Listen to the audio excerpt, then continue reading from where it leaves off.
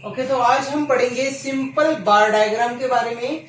और ये जो सिंपल बार डायग्राम होता है ये सिंपलेस्ट फॉर्म होती है बार डायग्राम की। ठीक है, यहाँ पे मैंने एक एग्जांपल दिया हुआ है, इस एग्जांपल की मदद से हम लोग इस सिंपल बार डायग्राम को समझेंगे। पहली बात, सिंपल बार डायग्राम आखिर है क्या? ये है ग्रुप ऑफ रेक्टेंगुलर बार्स, यानी कि इसमें रेक्टेंगुलर बार्स होते हैं। ओके, तो इसमें रेक्टेंगुलर बार्स होते हैं और कैसे होते हैं? वो इक्वल विड्थ के, यानी कि उनकी चौड़ाई जो होती है वो बराबर होती है फॉर ईच क्लास और कैटेगरी ऑफ डाटा। हर एक क्लास या फिर कैटेगरी ऑफ डाटा के लिए, डाटा की कैटेगरी के लिए जो बार्स है उनकी चौड़ाई जो होती है वो बराबर होती है। अगला पॉइंट है, one bar represents only one figure. एक बार जो है वो सिर्फ एक फिगर को बताएगा, यानी कि जैसे पहला बार यहाँ पे 2014 के अंदर जो इनकम है कंपनी ए की, उसको रिप्रेजेंट कर रहा है। ये जो एक बार है ये सिर्फ और सिर्फ 2014 के अंदर जो ए कंपनी की इनकम है उसको रिप्रेजेंट कर रहा है, उसके अलावा कुछ रिप्रेजेंट नहीं कर रहा। तो इसमें one bar represent only one figure, तो एक बार जो है वो एक ही फिगर को रिप्रेजेंट करता है। अगला पॉइंट है, these diagrams depict only one characteristic of data.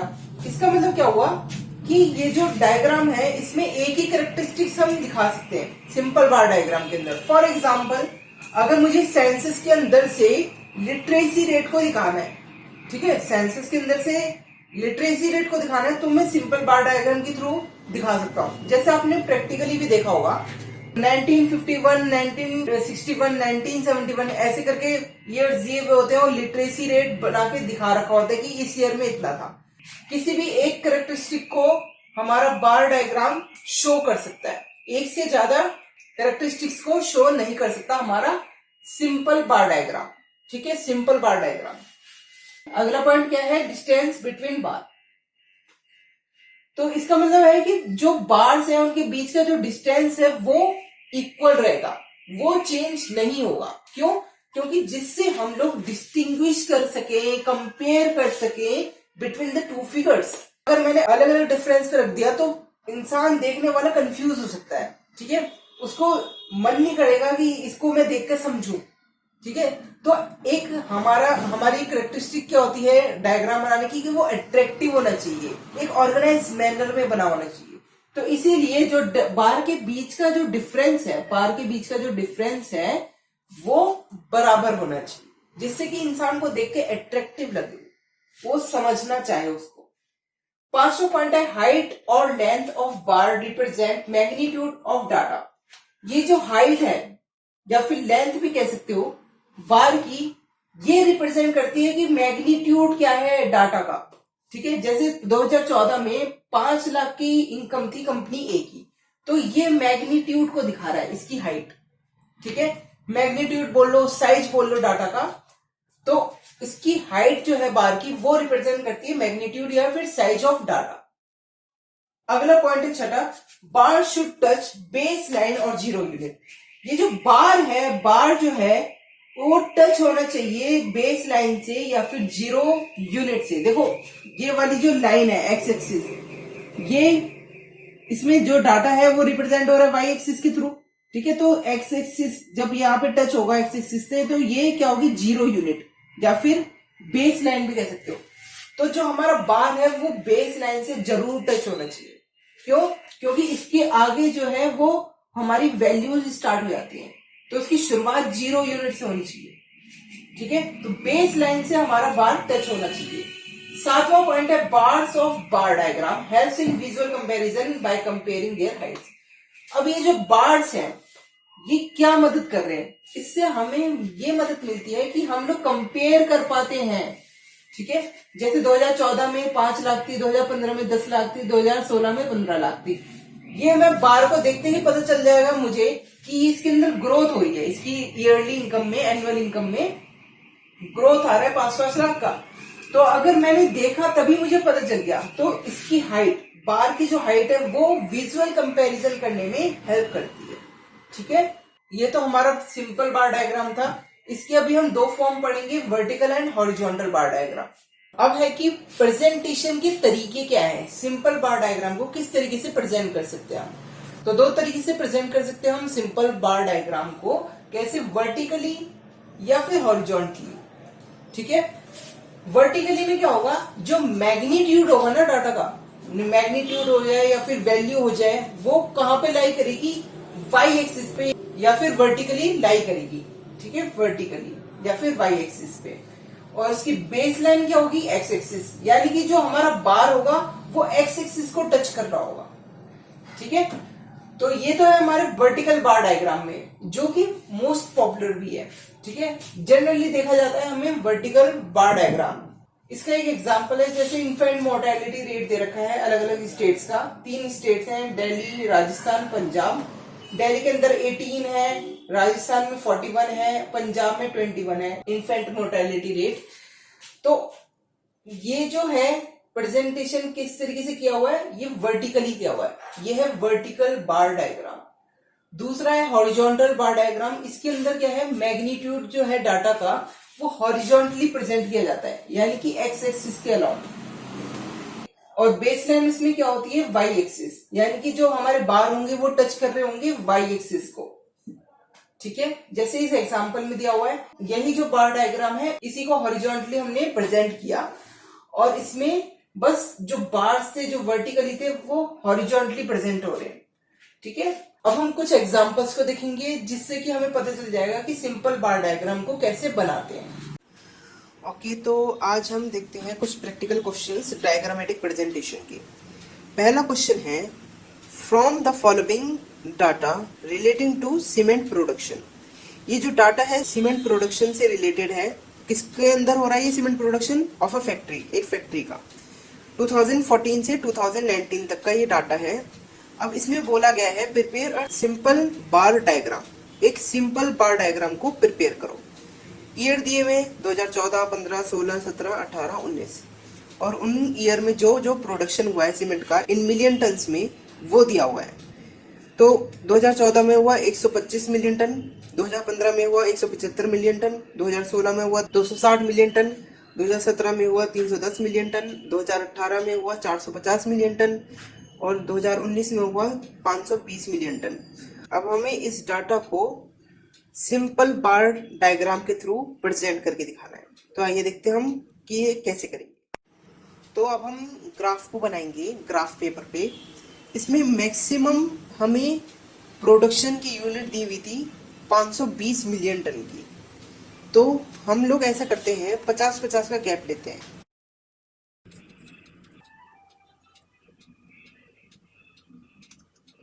Graph को हमेशा पेंसिल से बनाना है।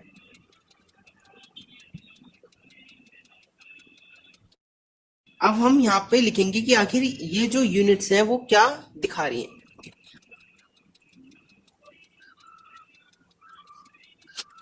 अब आते हैं यहाँ की बारी एक्स एक्सिस की। यहाँ पे आप एरो के ऊपर लिख दो वाई एक्सिस। अब एक्स एक्सिस की बारी आती है, यहाँ पे हमें ईयर्स को लिखना है, सेम गैप रखना है 2014, सिमिलर गैप लेके लिखना है 2015, 2016, 2017, 2018 एंड 2019। ठीक है, अब हमें बनाना है ग्राफ, सिंपल बार ग्राफ को प्रिपेयर करना है। तो हम क्या करेंगे, हम इसमें एक पर्टिकुलर गैप ले लेते हैं, ये वाला गैप सही रहेगा।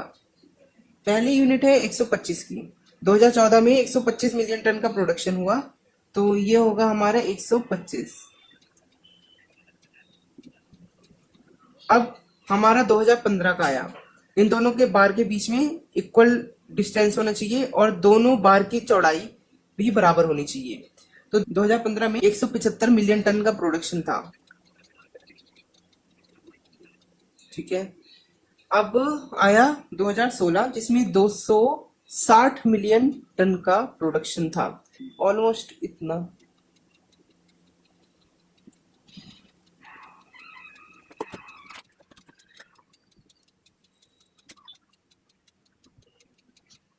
अगला आता है 2017 का, उसमें 310 मिलियन टन का प्रोडक्शन हुआ।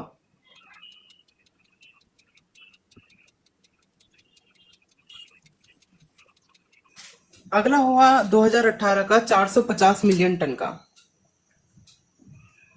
450 मिलियन टन।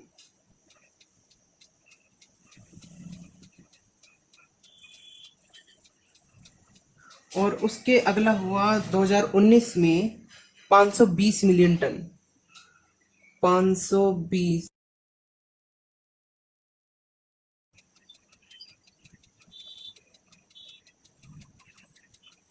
अब हम इनके ऊपर, इन सभी बारों के ऊपर इनकी वैल्यू लिख देंगे। यह है 520 मिलियन टन का, यह है 450 मिलियन टन का, यह है 310 मिलियन टन का, यह है 260 मिलियन टन का, यह है 175 मिलियन टन का, और यह है 125 मिलियन टन का। ठीक है, यहाँ पे हम लिखेंगे ईयर। अब आती है स्केल की बारी। स्केल को हम यहाँ साइड में लिखेंगे, स्केल। वाई एक्सिस पे हमने क्या लिया है,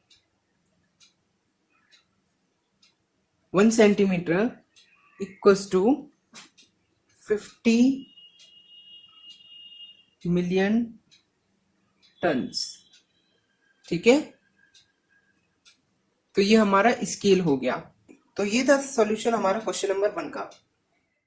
तो इस वाले क्वेश्चन में हमें 5 फॉर्म्स दी हुई हैं और उनके अंदर जो एवरेज वेजेस पे की जाती है उनको दिया हुआ है। ठीक है, और ये कहा गया है कि हमें सिंपल बार डायग्राम के थ्रू इस डाटा को प्रेजेंट करना है। तो आइए देखते हैं हम कि ये कैसे प्रेजेंट किया जाएगा। पहले हम वाई एक्सिस पे एक लाइन खींच देंगे, यहाँ पे लिखो वाई, फिर हम एक्स एक्सिस की एक लाइन खींचेंगे। एक्स एक्सिस की लाइन खींचने से पहले जरा हम ये देख लेते हैं कि हमारा डाटा इस लाइन में कवर हो जाएगा या नहीं। तो मैक्सिमम जो वैल्यू है वो है 5320। ठीक है, मिनिमम है 2725। तो अगर मैं 500 का गैप लूं तो हो सकता है मेरा डाटा आराम से कवर हो जाए। तो 500, 1000, 1500, 2000, 2500, 3000, 3500, 4000, 4500, 5000, 5500 हो जाएगा। वाई एक्सिस एक्स एक्सिस दोनों हो गए। अब हमें क्या करना है, ग्राफ प्लॉट करने के लिए पहले हम इस वाली वाई एक्सिस की वैल्यूज को लिखेंगे।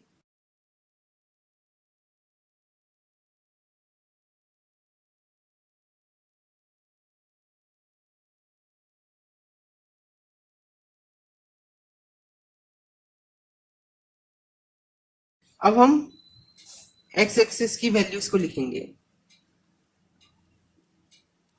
A B C D E. अब हम बार को बनाते हैं, लेकिन उससे पहले पहले हम ये लिख देते हैं कि ये वैल्यूज क्या रिप्रेजेंट कर रही हैं। एवरेज वेजेस इन रुपीस, और ये वैल्यूज रिप्रेजेंट कर रही हैं फॉर्म्स को। ओके, अब हम शुरू करते हैं बार को बनाना। ए वाला जो बार है ए फर्म का, उस ए फर्म के अंदर जो वेजेस है वो है 2725। तो 2000 तो यहां तक आ गया, 2500 यहां आ गया, 725।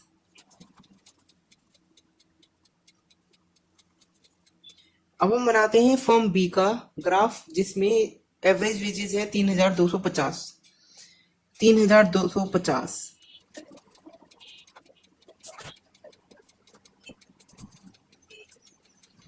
अब हम बनाते हैं सी फर्म का बार डायग्राम, जिसमें 3750 जो है एवरेज वेजेस है, 3750।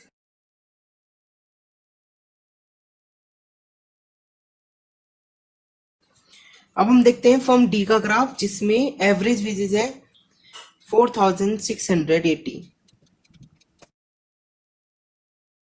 4500 और 4700 के बीच में।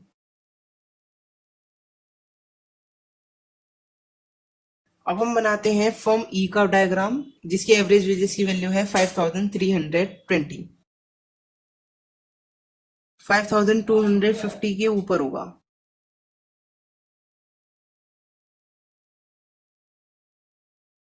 ओके, अब हम लिखेंगे स्केल्स को। 1 centimetre equals to 500 rupees. Graph का टाइटल क्या होगा? Average wages of firms, firms की एवरेज वेजेस।